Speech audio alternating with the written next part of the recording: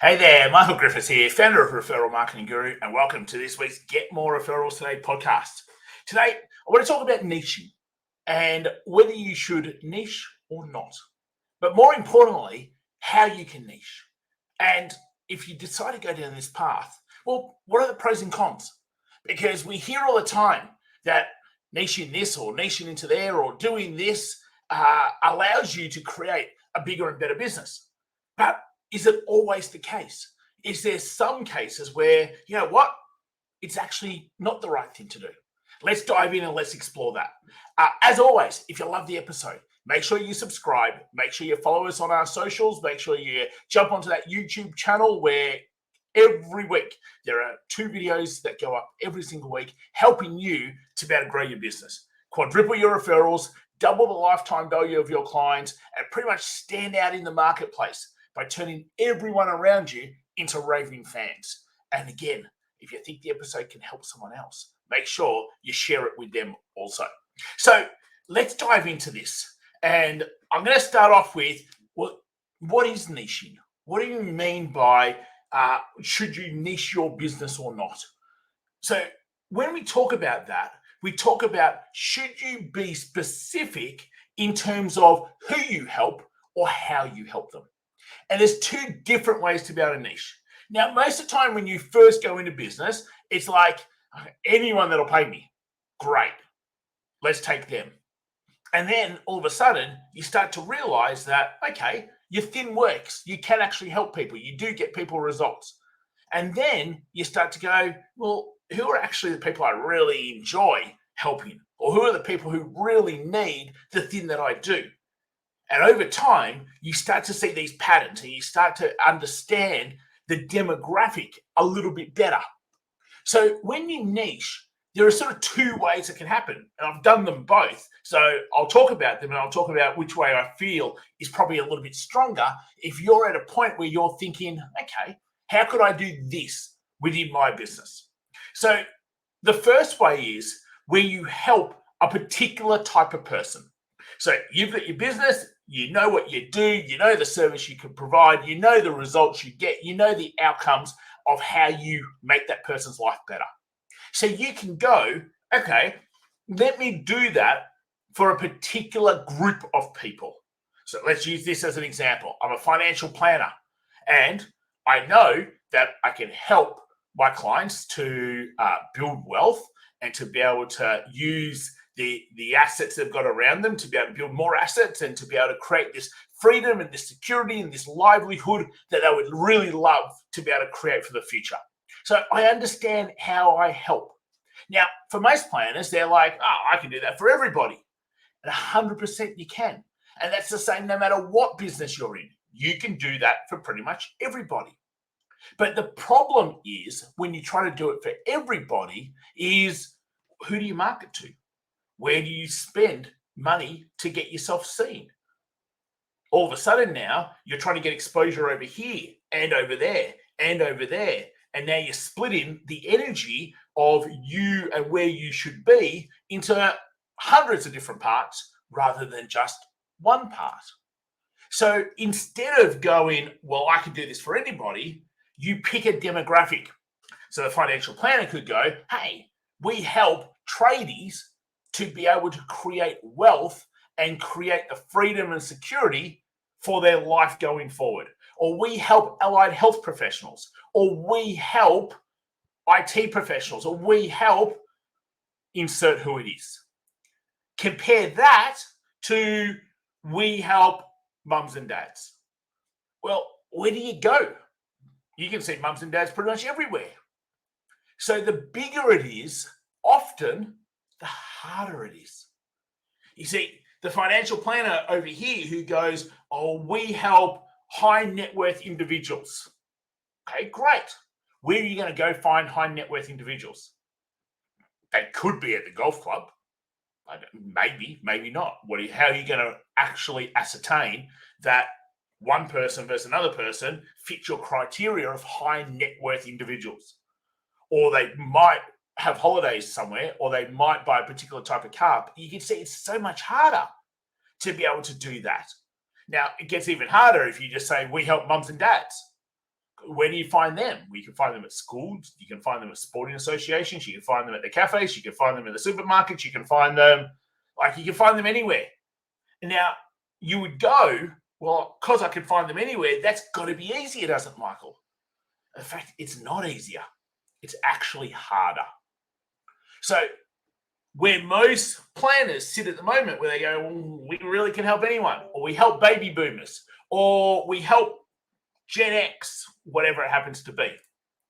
Okay? Unless it's really specific, it actually is harder, even though logically it seems like it should be easier. It just isn't.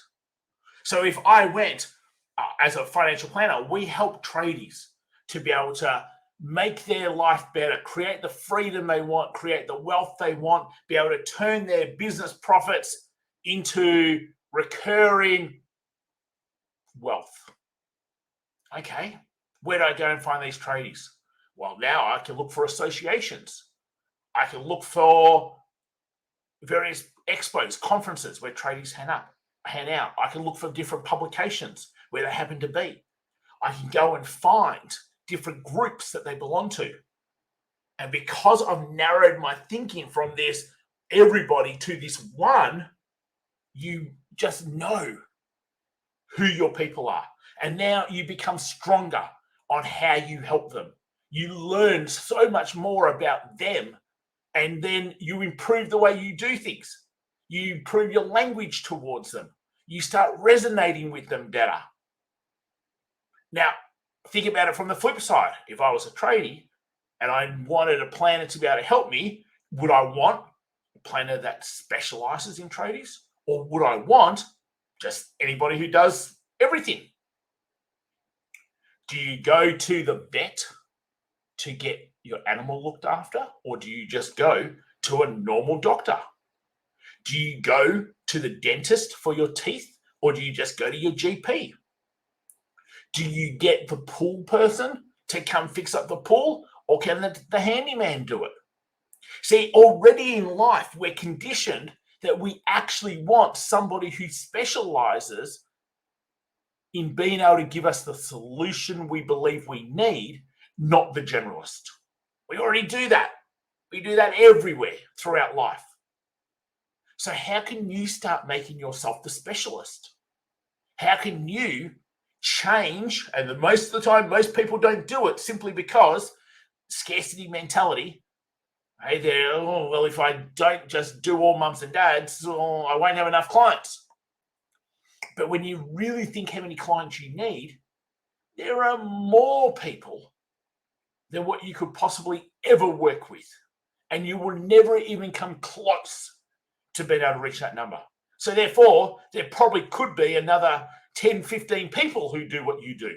And it wouldn't matter. You would still have your slice of the pie, and it would still be amazing. So it's about getting rid of that scarcity mentality and becoming abundant. But the biggest reason for doing it is it makes your marketing easier. It allows you to know, where do I have to go to find my people? How can I get in front of my people? How do I get exposure in front of my people? And that's one of the biggest problems that most people have. And niching can actually help that. So niching to a type of person is one way that you can niche. The other way you can niche is to be more general with the type of person, but be really specific with your offering, with the results you get. Okay? So I'm just going to use us as an example here. We've always been specific in terms of what we help people do.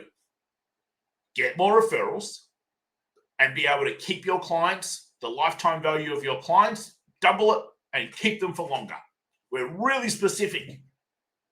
Now we know exactly how to be able to help do that. So therefore, we really could do that for any person that has a business, because every person has a business, wants more referrals, and wants to increase the lifetime value of their clients, of their customers. So we can do it for everybody. But over time, I also know that there's certain people that we just know we can do it better for. There's certain people where this just fits like an absolute glove for them.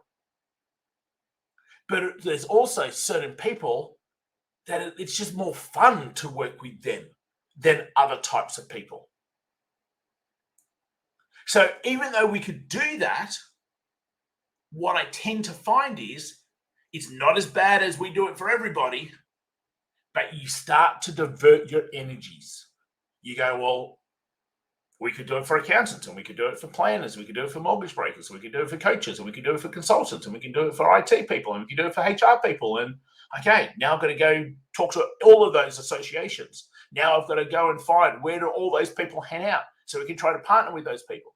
Now I've got to see how all of a sudden I've just created a whole new problem for myself without even meaning to create it, simply because there's a lot more scope that I could do. But in the end, I tend not to do anywhere near as much. So being able to go from it, if you think of the pecking order, the generalist sits at the bottom of the triangle, not the place you want to be. Being able to help multiple type of people because you're really specific on how you help is the next level up. Now going, oh, we help you with profitability isn't the next level up. That's general. That's way too general.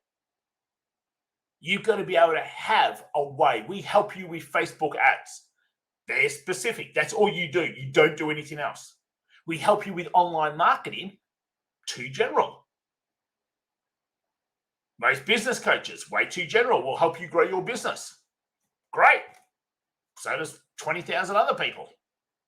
So you've got to start becoming either more specific in the thing you do for them, and then you can go wider, or you've got to start going, we only focus on this type of person and we do a bunch of things.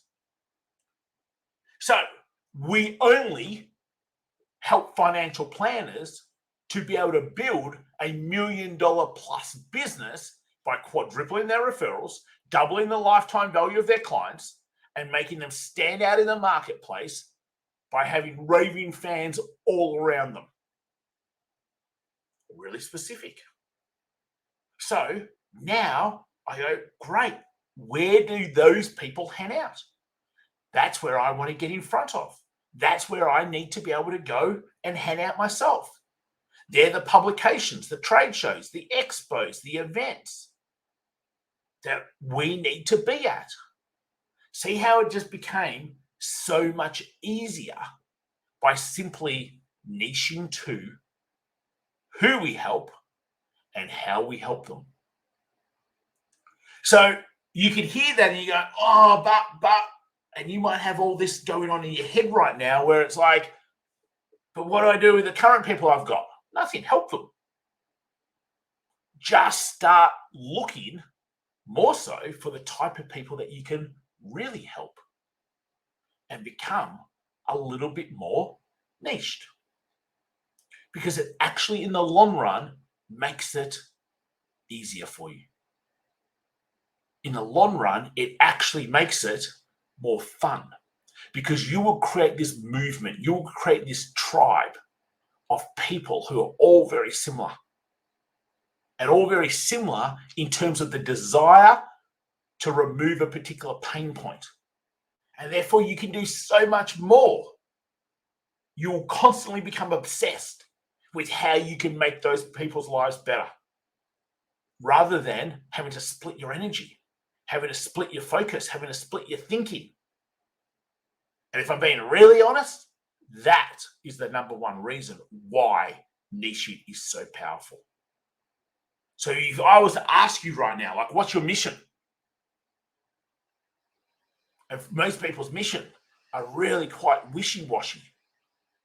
And it's wishy-washy because you help them and you help them and you help them and you help them and you help them. And therefore, it doesn't fit into this nice little saying. I go, what's our mission?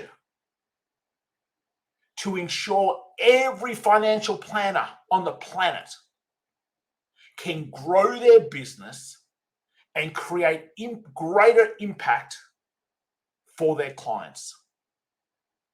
Because when they do that, they can then make society a better place. See how clear our mission is? And that clear mission comes because it's not like, well, to help every service professional, every accountant and HR person and mortgage broker and financial planner and real estate agent and coach and consultant. And so what you're actually trying to do here is make, and it's your thinking, is to compartmentalize your own thinking that actually then makes it easier for your own thinking. And that's what you want to be able to achieve by niching. That's why niching is pretty much a must, because you're making your life, your business easier. And that's why people who niche tend to be so much more successful. It's nothing to do that they had a great niche. It's got to do that they're so laser focused in now on who they help and how they help them, that the opportunities are just all in front of them and they can go after them. You see, it's hard to try to keep relationships with hundreds of people. So if you've got lots of people you help, you've got to have lots of partners, lots of referral sources, lots of different types of people. You've got to go to lots of different types of places. Therefore, you're making it so much harder for yourself. So I want you to think about niching as really being able to help your own thinking become laser focused. How do you determine what your niche is? Let's finish here. Well, in the end, who are you most passionate about helping? Who do you get the best results for? Look at your business right now and go, you know what? I actually already have 40% of my clients as this type of business or this type of person or this type of demographic. And I actually have the most fun with them. Great, there's your niche. You might not have something as clear cut as that. And ask yourself, who do you have the most fun with? Who do you get the best results with? What would light you up every single day that you got to go and make a difference to those people? And that answer might not come to you instantly. It might take you weeks or months. I sometimes have known for it to take a couple of years where people might have 3 or 4 and they just don't know which one to pick. So let it sit with you. It'll come to you. Think about who would you, if you had no choice but to work with one group of people for the rest of your life and it would excite you like nothing else, who would it be? That's your niche. If you found this super helpful, make sure you share it with one other person. Go over to YouTube, Referral Marketing Guru, find our socials, Michael Griffiths, Instagram, Facebook, LinkedIn. Come hang out. Love to be able to chat. If you've got any questions, shoot us an email, support@michaelgriffiths.com.au. I look at every single one of them. I'll get back to you. And as always, find a way to go and make impact and make society a better place. Till next time, guys, take care. I'll speak to you real soon.